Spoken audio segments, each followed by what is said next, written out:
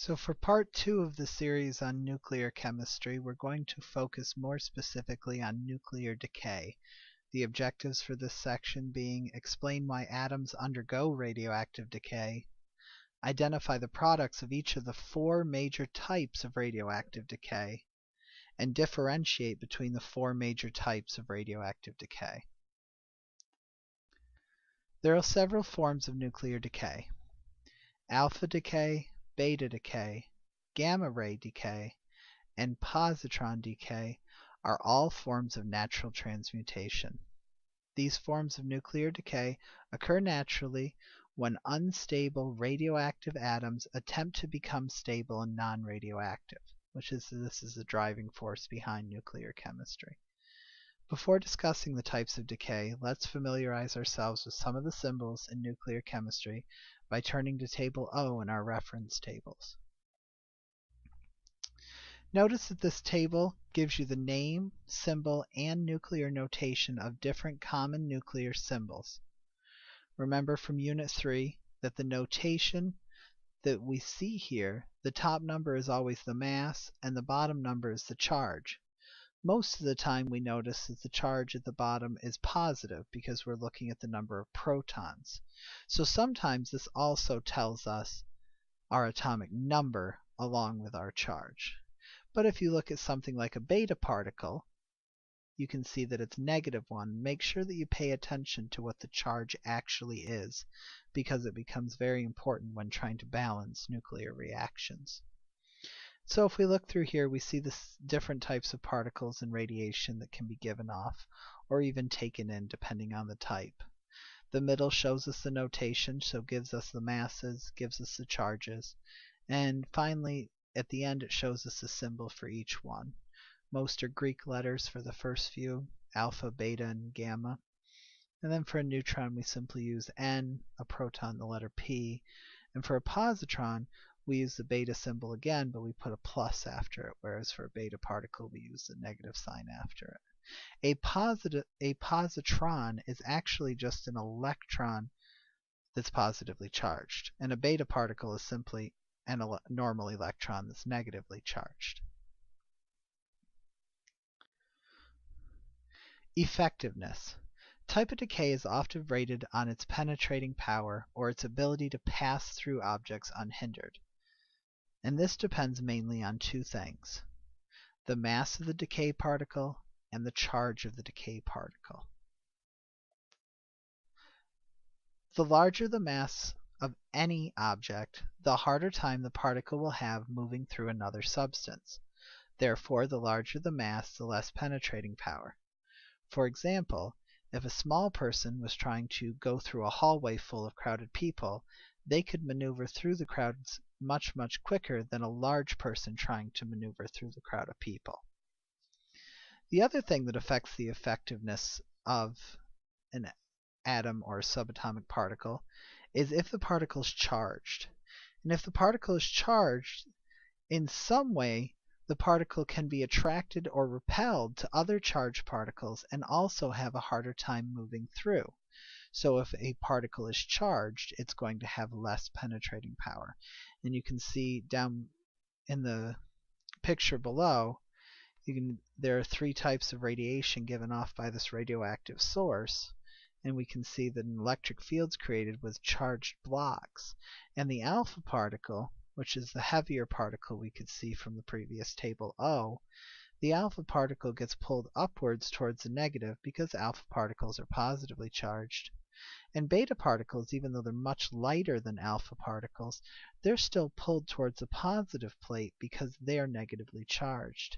Whereas the gamma rays, which you can see in table O, has no mass and no charge. Gamma rays are completely unaffected and they move exactly along course. So looking at table O, one can see a gamma particle has neither mass nor a charge and would have the greatest penetrating power. There's nothing that's going to stop the gamma ray. It's not going to be slowed down by charge. It's not going to worry about other sized particles getting in its way. It's going to move straight through them. So a gamma particle would have the greatest penetrating power, ability to go through anything, Whereas an alpha particle, which has the greatest mass and the greatest charge of any of the types of decay listed, is going to have the least penetrating power. It's not going to go through much because it's going to be affected by the mass of the other atoms around it, and it's going to be charged so it's attracted to other atoms around it. As you can see in the picture at the bottom of this screen, the three major types of radiation are shown again, and an alpha particle stops at a paper, so it has the least ability to move through objects. A beta particle gets finally blocked by a block of wood, and a gamma particle sometimes isn't even stopped by lead or concrete. So gamma particles are much, much more dangerous because they can't be stopped as easily.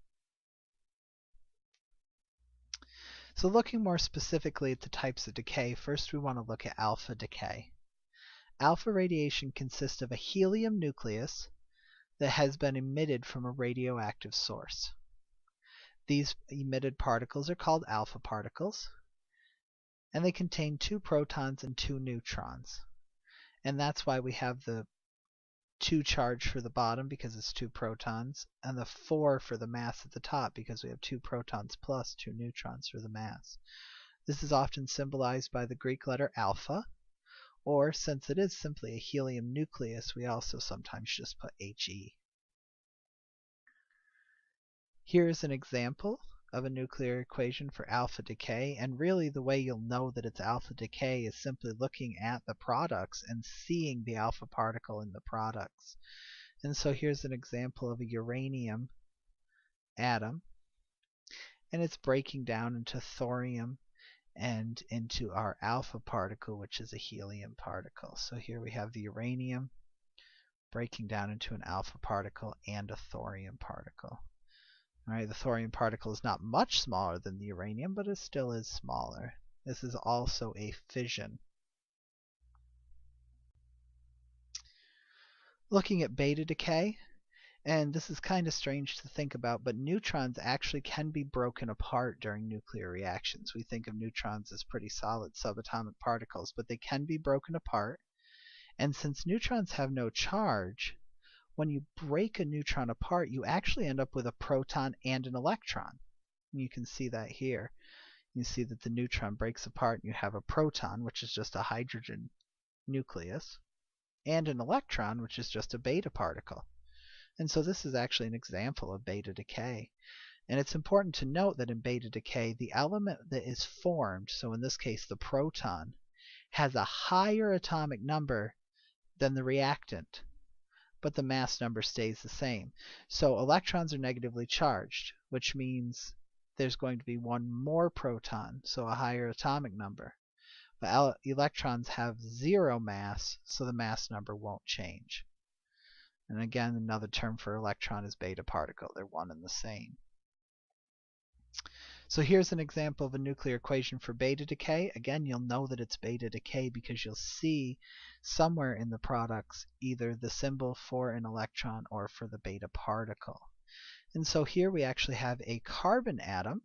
You can see carbon 14, atomic number 6. And what's happening is it's undergoing beta decay and turning into an atom of nitrogen with a higher atomic number of 7 and the mass number the same at 14, and our beta particle or an electron. So we can see them break apart here to a simple electron and then a nitrogen nucleus. So if you look, what you could see is one of the atoms, subatomic particles in the atom of carbon has turned from a neutron into a proton in the nucleus. Gamma radiation is a little harder to see because it's pretty much pure energy. A high energy photon, or pure light energy, is emitted by a radioisotope and called a gamma ray. These high energy photons are pure electromagnetic radiation, and so there's no mass, there's no charge. The element actually stays the same. As you can see here, we see a plutonium atom, plutonium-240, atomic number 94. It stays the same. It goes from plutonium-240 with atomic number of 94, and it's just giving off raw energy. And so this is a radiation giving off from radioactive elements. And this is high energy electromagnetic waves or high energy radiation.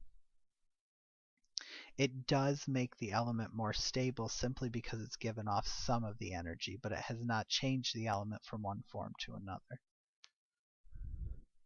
And then finally we come across positron decay, which again, positron is symbolized by a +1 beta, which is very similar to an electron, except it has a positive charge. So it doesn't really have a mass, it just has a positive charge instead of a negative charge.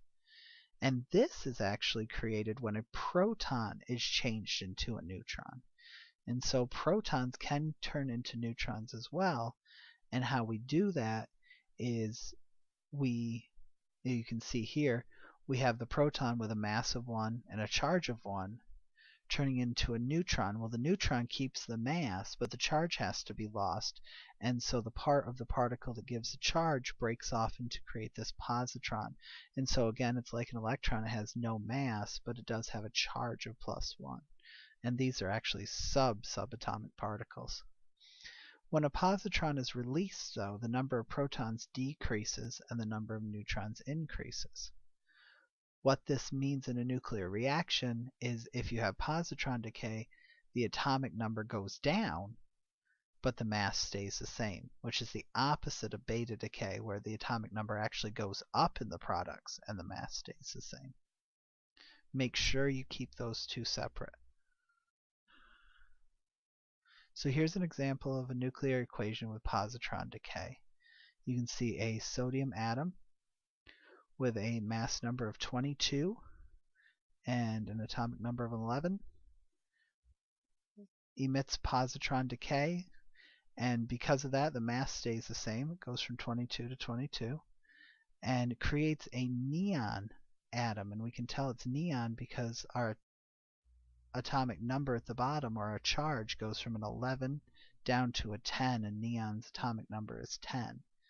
And then the other part of the charge is lost to the positron, which we can see in the picture below.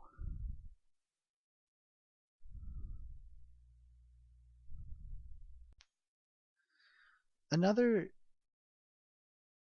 important part of your your reference tables is table N for your selected radioisotopes.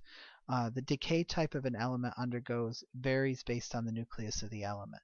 And we're not expected to know all of these offhand. They had to be experimented on, they had to learn them, and they basically wrote them down for us. And so table N gives us a couple of things. It gives us the decay information for their selection of radioactive isotopes, and it is in alphabetical order by particle, so A down through U. And it also gives us the nuclide symbol along with its mass. And so, for example, the first one listed is gold 198, so it says AU 198. And you can easily look up the charge by looking in your reference tables for the atomic number. And then finally, the most important piece it gives us is the half-life of the radioisotope. And so we can see the half-life here, and some are in days, some are in years, some are in milliseconds. For example, calcium-37. And so do pay attention to the time frame that's attached to those.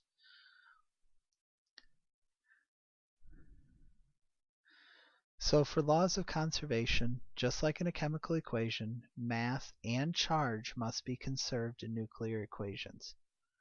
In this example, the sum of the masses of the reactants is 7. So if we look at lithium combining with a neutron, lithium's mass is 6, the neutron's mass is 1, so the sum of the reactants is 7.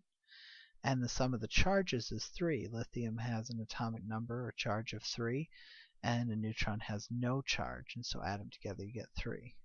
Therefore, because of the laws of conservation, we need to make sure that the products are the same way. The products have to add up to the same mass, and they have to add up to the same charge. And so if we look in the product section, we have a hydrogen whose mass is 3, plus a helium whose mass is 4, so 3 plus 4 gives us our 7 for our masses. Hydrogen's atomic number or charge is 1, And helium's atomic number or charge is 2, so 1 plus 2 gives us 3. So this balances both the conservation of mass and the conservation of charge. Sometimes the regents will give you an equation and they'll leave out one of these and they'll want you to solve. You have to be able to solve for the missing mass, the missing charge, and once you know the charge, you can go to your reference tables and figure out the missing symbol as well. And so using the concept of conservation of charge and mass, we can identify the missing particle in an equation. And so here's an example. Given the equation representing a nuclear reaction, in which X represents a nuclide, we see the equation given, and then they said which nuclide is represented by X. Alright, well we need to stop and think. We have to make sure that we use the laws of conservation of mass and charge to help us. We need to find 3 pieces, and in this case, they're allowing us to match it to a multiple choice question. Sometimes this is a short answer question. You don't have anything to check your work with, so you need to be very careful when you calculate these. So we start with mass, and we look at the reactants. We just have 1, and the total mass of the reactants is 232. And so therefore the product's total mass must also be 232. Well, we have helium, which is 4, so 4 plus something equals 232. We solve for the missing piece and we find 228. So now we know our mass. Our mass is 228. So right there we can cut out numbers 1 and 3 from our options. The total charge of the reactants, if we look, there's a single reactant. The total charge is 90. Thus the total charge of the products must also be 90. And so we have helium, which already has a charge of 2. So 90 equals 2 plus blank. And we solve and it's 88. And so we know that our mass is 228. We know that our charge is 88. So we'd cut it down to 2 and 4. And both of them have 288 and 88 as their mass and charge. So that doesn't actually help us yet. So we need to find the final piece of the puzzle. And so the symbol is always based on the charge, which is also the atomic number. And so now that we know the charge is 88, we go to our reference table and check the periodic table. Element 88 is radium, Ra. So that means that number 2 is our choice in this case. If this is a short answer, you need to have all 3 of these pieces correct. You need the mass correct, you need the charge correct, and you need the symbol correct. Here's another Regents question. It says write the isotopic notation for the missing product. Again, we want to make sure the mass is 60 on both sides because cobalt's 60. And so since the mass of the beta particle is 0, we know that the mass overall must be 60. If we look at the charge, well, cobalt's 27 and we have a beta particle, so they're trying to trick us. Alright? We know that 27 is what we have to have, and that's going to be equal to -1 plus a number. So what plus -1 equals 27? Well, it's 28, so it's actually a number higher. Okay? That's where they're going to try to trick you because that beta particle throws off the number. And then if we look at number 28 on the periodic table, we find that number 28 is nickel. And so the answer, the isotopic notation, is this bottom here, these 3 parts, Ni 60 over 28. You need to write all 3 of those pieces correctly to get the right answer.